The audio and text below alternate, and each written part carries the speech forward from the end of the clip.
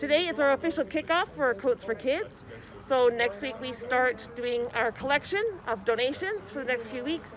And then in October we distribute to families in need.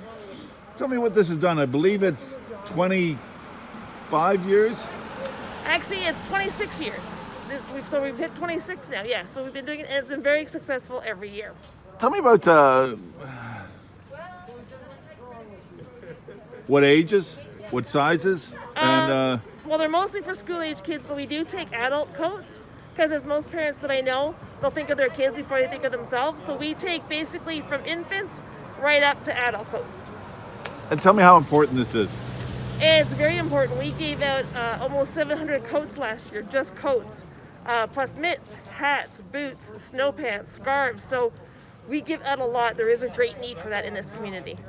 During COVID times, I guess we don't know until this year, but I mean, do you expect it'll be, if I say worse?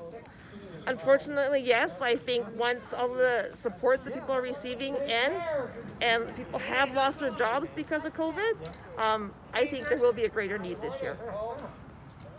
Rod Rod Baker? and Dave started it, or was it Rod? Yes, that started? and Kim Harney, who was the manager of McDonald's at the time. Yeah, So- they started the program. And tell me, has it surprised the Salvation Army, A, that it's continued, and B, the support? The support, no, because the community has always been very supportive of the Salvation Army. So we have great partners and great sponsors. It's almost sad that it's getting bigger and bigger because it means the needs are more.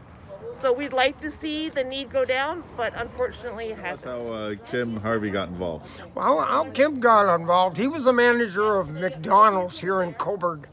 And my wife had gone up north to her mother's, and I went for a fillet of fish. Went in, got the order, and he said, I'll join you in about 5 minutes. He joined me in 5 minutes, and he said, what's wrong with you? And I said, there's nothing wrong with me. And he said, yes, there is. You're not the same baker that comes into this door. So I told him the story of seeing two children in school, at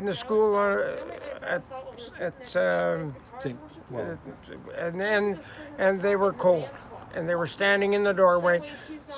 And he said, well, what are you going to do about it? And I said, I've got the equipment. And he says, you got me. And he said, I will phone Salvation Army and talk to Dave on Monday morning. And we sold, the first year, we sold we gave out 75 coats. But that was our first year, and we were late. And every year it's been Every year it's been, hundreds since then. yes, definitely. Good. So it's a team effort by everybody and the community. It is, oh yes. And the three of us that have been doing this together have been at meetings every year and supporting it every year. And I think that's very, very important. And it's very important in all three of our lives. Yeah. And with the Red Cross on board, they came on board and the United Way with wool so that people could knit and make mittens and scarves. Yes. And then a year after that, it was called BB Boots at the time. And they came on board and they started sanitizing winter boots for us, and we were able to distribute them as well. So kids would get the whole shooting match, right? Yeah. Oh, that's great. Good. Yeah. Did you think it would be 26 years? 26 years, and I'm very proud of those 26 years. And I'm very happy for this area, Port Hope, and all the way out to Colborne, Brighton, all those areas. We try to see that they all have coats and keep warm for the winter.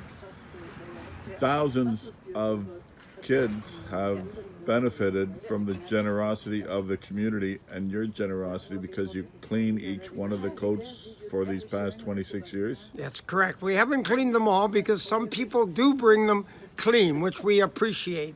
You know, they get them cleaned and then they bring them down. But we do clean them, yes. We clean an average of about anywhere from 300 to maybe 400 or 500 coats at a time. Per year. Per year. So that's wild. Your thoughts on this being there from the start? Well, we were a good fit. We're always serving the community, right? So Rod thought we would, be a good partner. And we were glad to come on board. I mean, it was right up our line. We cared about the children in our community especially. And Rod pointed out to us that it was clear that, a lot of kids were not warm in the winter time. So, we were happy to come on board, and we took on a large part of the administrative part of the program, and as well as distributing these coats so that the children would get into the children's hands through the schools.